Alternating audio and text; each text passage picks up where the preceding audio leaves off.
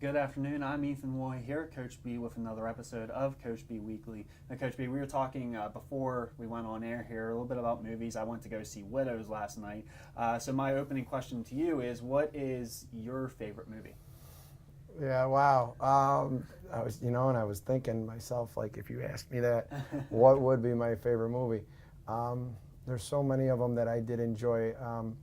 I would have to say the Rocky. The Rocky. Yeah, all the Rockies. Right. Okay. I do love the Rockies. Being a boxer, yeah. Yeah, I did it. I did live that life for a little while, and not it's particularly the life of Rocky, but the life of boxing. Right. And the thing about those movies that was so great to me was, there's obviously always adversity in it, and that somebody was trying to overcome the low odds, and it was a lot of good messages. Yeah. You know what I mean? There was obviously there are little things in those movies that you wouldn't particularly like to go through in life, but I thought that each Rocky up until the end, the Rocky 5 kind of was a little bit different than the other ones. Just had a different feel. He fights the guy out in the street and everything. You know what I mean? It was just kind of different. But like the 1 through 4. Yeah. That was like a great combo of 4 movies. They all had their own identity, and every one of them got you really. And you could always have that debate about which one was the best. Okay. Yeah, and I was like at 4, and then I like 3 a lot. Yeah. I go, I really like 3. There was then 2. You know what I mean? Then you're like, well, 1 really set the table. Yeah. I also really enjoyed Forrest Gump. Okay. That was a great movie. I know I'm showing my age now because that was a movie that was a little bit before as well. But Forrest Gump was a great movie. I just thought that it had so many historical moments that everyone could relate to.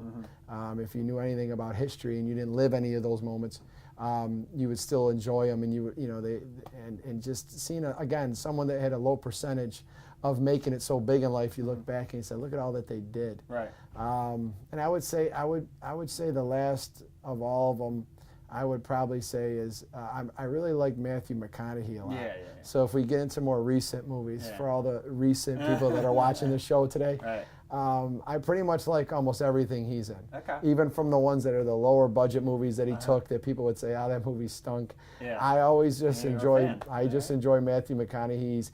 I felt that he was always a great actor. I think at one point he got labeled a certain type of actor, like a Dazed and Confused or something, airhead type of actor. There was even a movie called Surfer Dude that he did. It was like really not a lot of people knew about. And he just plays that role well, but he now also shows that he can play great, like really serious roles like Dallas Buyers Club and stuff. I got a chance to see that movie, and I just feel that he is really a top-notch actor. So anything that he's in, I seem to really enjoy, and I would probably say Matthew McConaughey is my actor, and then those are my movies. Okay, I can say those are all really good choices. A quick follow-up with that, and you mentioned about the Rockies. Would you say, in terms of movies that you're anticipating or maybe want to go see if you have the time, would you say the Creed series would then follow up into the Rockies? Yeah, I actually got a chance to watch a lot of Creed 1 about 3 weeks ago, and that was the first time I saw it. Yeah. Everybody else seems to have saw that movie. And I enjoyed it to the point where I fell asleep. And when you got a 2-month-old baby, you sometimes just conk out on things that you would never, because this is an opportunity to catch some sleep. Yeah. So I enjoyed it up until I missed the ending. I still haven't seen the ending of Creed 1. Yeah. So once I see the ending of Creed 1, then I'll go to Creed 2, and I think I probably will want to watch that as well, because I felt that it was a pretty good movie, and I'm sure 2 is probably going to be pretty good too. So. Yeah, absolutely. All right, well, we'll go into some basketball talk here. Had a game against Iowa on Sunday, number 14 Iowa, a 92-63 loss there. How would you grade your performance against Iowa in that game compared to other games against nationally ranked foes that you've played in the past? Yeah, Iowa's tough. There's no question about it. They have a post player in Gustafson who's arguably the best player in the country. Yeah. She'll be up for the Naismith Award. Just extremely efficient, fundamental, tall, moves well, intelligent, counters. We could have done a better job maybe of disrupting her a little bit more than we did. We watched a ton of video on her, had some ideas of what we were going to do, and she just completely went off on us. That was the first problem that, even though we had battled so well for so long in that game, if we would have been able to contain her a little bit better from going off as much as she did. That was a problem there, but the effort as far as the willingness to fight was there for a lot of the game. Right. We fell late. That was not a game that was an over 20-point game. I mean, it was a lot tighter earlier. But I was proud of how much we were able to accomplish through the majority of 3/4 of the game, and we weren't right there early. They got up on us. We battled back. Right. So I take away from that game, we made some mistakes. We definitely had some things exposed defensively that we have to do better. But our fight was really strong. Our passion was strong for the most part, and we were able to do some really special things against a really great opponent. That was really my takeaway, generally speaking. Yeah, and I'm going to say, going into what you just said there, you had a run there where it was a 20-point game, and then it turned into a 4-point game at 69-65 with about 4 minutes left to go in the third quarter. So you're down 4 there with 4 minutes left to go in the third quarter against the number 14 team in the nation.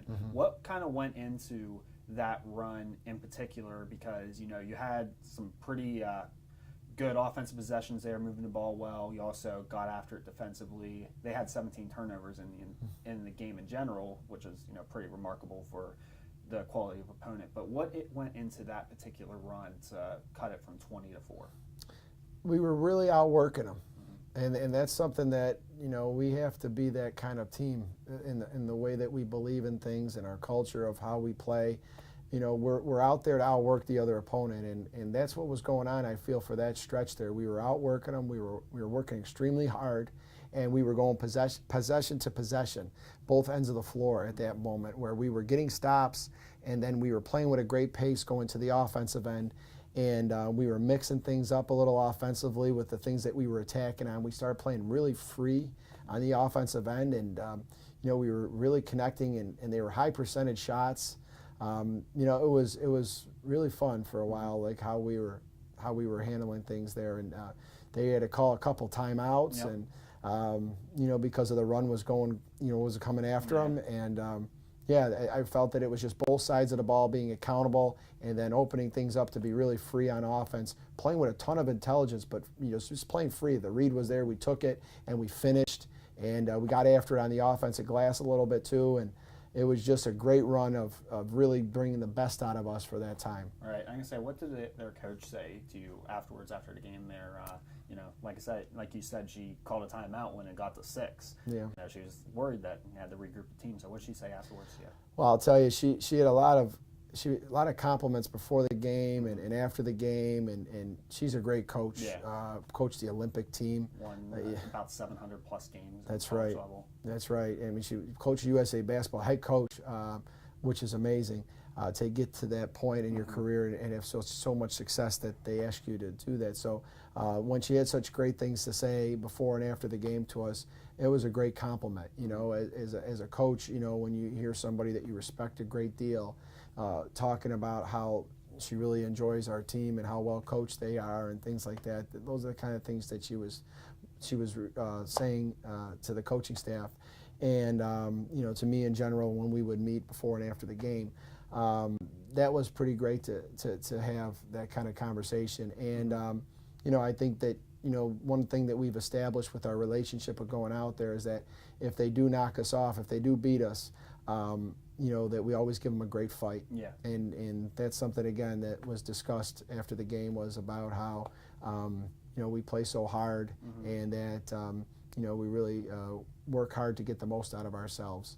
And that's been great to hear that from more than one coach, and it's something that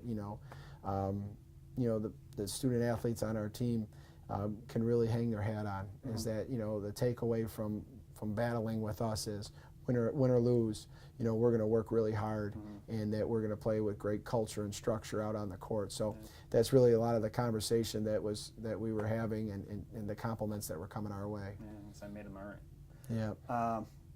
In particular, a couple individual performances I want to highlight. First off, Nia Adams and Nadej Pluvios. Both of them kind of gone through their ups and downs this season. Done some good things defensively, rebounding, particularly with Nadej, but offensively haven't quite found their shot. Against Iowa, they did. They both had 11 points. Nadej, I think, was 4 for 8. Nia was also 4 for 8, 3 for 6 from behind the arc. Going forward there, what's that do for their confidence? It's something to build on. Yeah. Nia had been having a rough go for a little while, and I think the confidence that she gained from that game wasn't just from performing in the game; it was from putting in the extra work in the gym, getting into the arena and getting shots up, and asking for extra work after practice, coming in at special times. That's something that really had a lot to do with her going out there and doing as well as she did. And like I said, she wasn't having she was having a rough go. She wasn't having an easy time to start this season with her numbers and the way she's been playing, and she knew that. And we've sat down and watched video with it, and we've showed her what she needed to do better, and now she was willing to put the extra work in. So good for Nia, because that's something that I totally believe in, is that when things aren't going well, you don't just sit back and say, oh, it'll happen for me.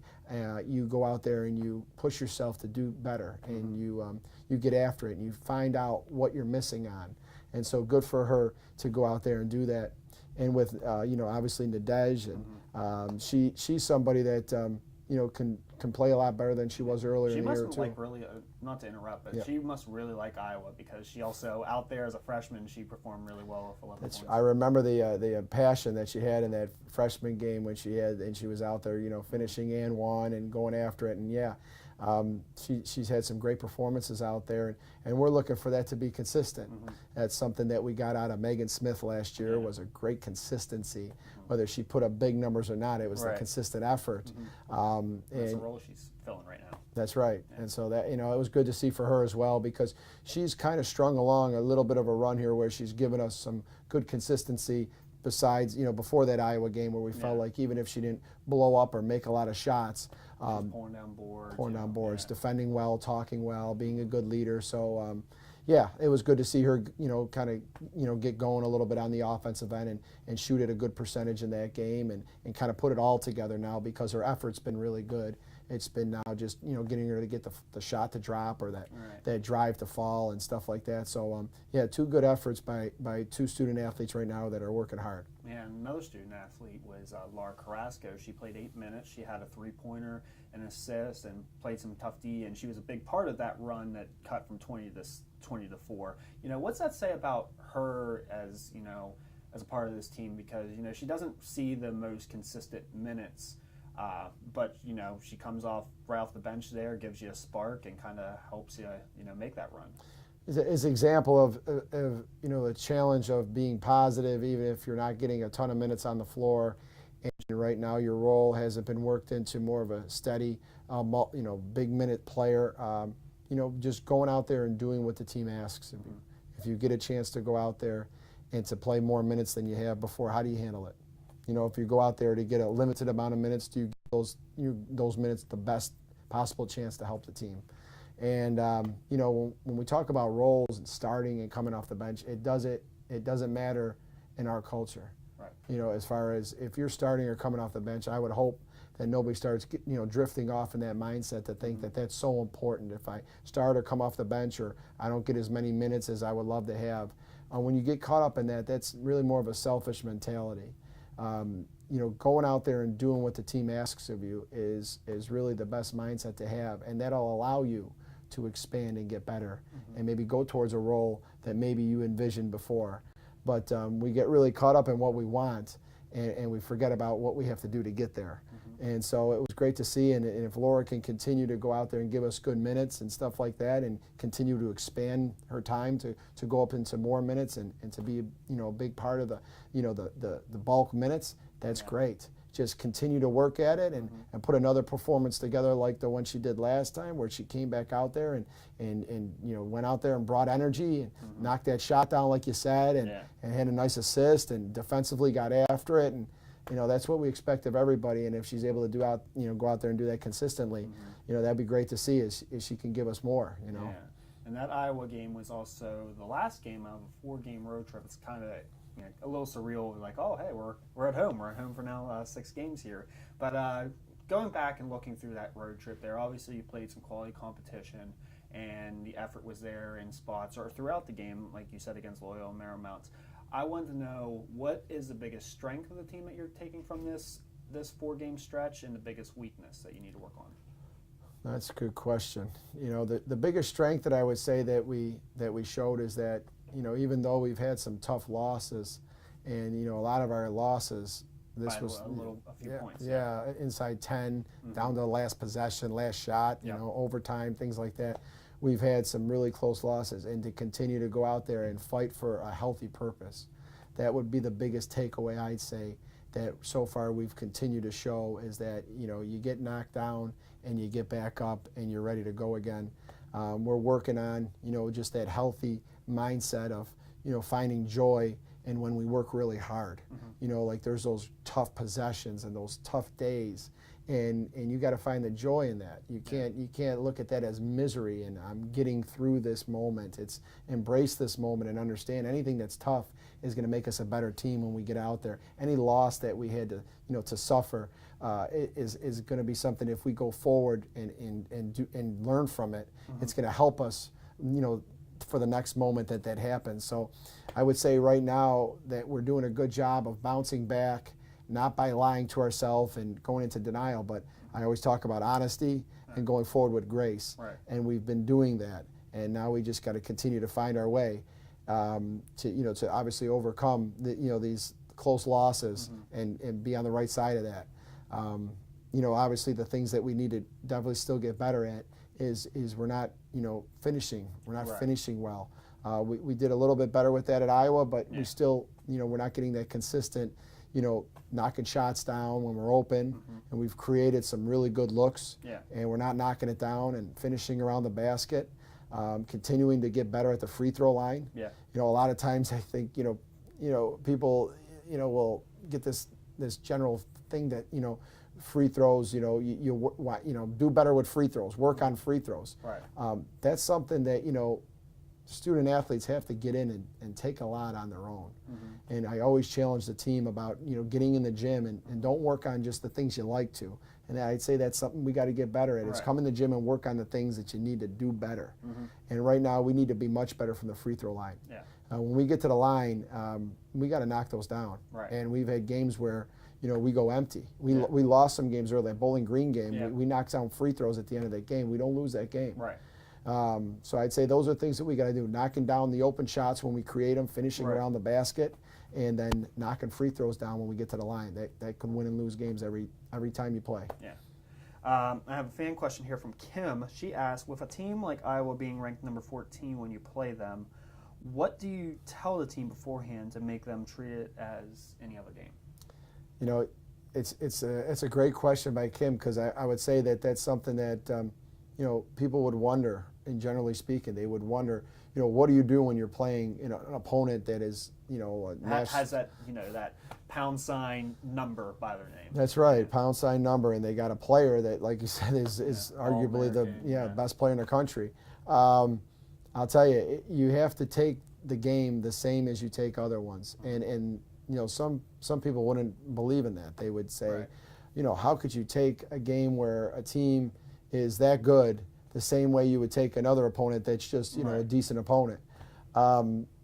If you start treating one team differently than the others, as far as we're going to go out and play harder because we're playing them, to me that's not the way I would want to live my life. And everything I always teach the team is about your daily routine. And if you're the type of person that gets up every day, no matter what the day presents, you want to go out there and have a great day. Whether you have 15 things on the list of things you want to do, or that are very important, or you have 3 or 1. All right, you still go after the day with a great passion to do the most with it. And some, like I said, some people wouldn't understand that. They'd say, oh, this day is so much important. I got this day marked on my calendar. And we all have that kind of thing. You scratch your head and say, I remember going back and I had a day marked. But you don't look at that day and forget about the ones before it. You continue to take each day and each game seriously. And if you have that routine to come into the locker room and watch video in the theater, and you see a team in front of you that's not as great as Iowa, the level of competition, and you start treating that game differently, that is a bad culture. You have to, when you sit down in that chair, watch video, you got to focus on that video the same way you would no matter who you're playing. And when you come out to the court to practice, you should be challenging yourself. So you don't change much in our culture at all. You obviously focus on the higher level things that they're doing and what you might have to do to stop them. But if we're starting to get into playing harder and more passion and serving each other better because we're playing Iowa, that goes against everything I think about, anything I believe in. We took them very seriously as we would take the next opponent, the opponent before, and we knew that they were going to be a tough matchup. And when the level of competition goes up, you got to continue to rise to the occasion. But your routine has to stay the same. Your mindset, your focus, your toughness, all that has to be ready no matter who you play. So that's kind of the way message, that we, that's the kind of way we were very routine driven, and we do not want to get out of our routine because we play a team that's, a tougher competition. That has a pound sign number that's right, tougher competition. You just got to make sure that the challenge is going to be greater, and you got to believe in what you're doing. Right. Lastly here, start of a 6-game homestand. Kent State here on Friday. This is the third straight year we've played Kent State, beat them in overtime 68-65. Out there 2 seasons ago, a game that had a couple of players foul out and overcame some great adversity. That's right. And then here was a kind of a slobber knocker on one of the education days last year, 46-31 loss. So this is another quality opponent, team that you match up pretty well with. What are you looking at going into this game to kind of reverse course in terms of the win-loss record and come away with a W? Well, I'll tell you what. I mean, last year, they came in and they really did a nice job against us, and they played extremely hard, and they had a great game plan, and we didn't adjust well to some things that were going on, and they earned the win. They earned the win last year. 2 years back, like you said, that overtime game, that was a great win for us. There was a lot of adversity. There was a lot of foul calls that were tough on us in that game, and we lost some players. We had to go into overtime. Pretty sure Jocelyn Jones played the 5 at one point. It's like both McConaughey and Mecca fouled out. That's right, and I think Anna Nikki wound up fouling out before the end of the game, and we definitely did some great things in that game that year, and I think coming back last year they had remembered that they came back and they did some things to bother us. So it's been a good couple of games with them as far as testing each other's toughness, and I expect another really hard-fought battle again, and they're well coached, and they play with a great pace as well. So just expecting another really tough game. I mean, they play a tough schedule too. I mean, we've played a tough schedule this non-conference, and they've played one. I mean, they opened up with 2 ACC opponents with North Carolina and North Carolina State. So right there off the bat, ACC, and they hung in there with both of those guys, and I think they were down 1 at the half to North Carolina in the opening game. So tough opponents as well, and this is a very tough team coming in. So we're gonna have to make sure that we continue to get a little bit better to go out there and do a good job in this game. So expecting a battle. Yeah. Well, once again, thank you for joining me, and good luck on Friday. Appreciate it, Ethan. Friday's game against Kent State is a 7 p.m. tip. It can be seen on NEC Front Row.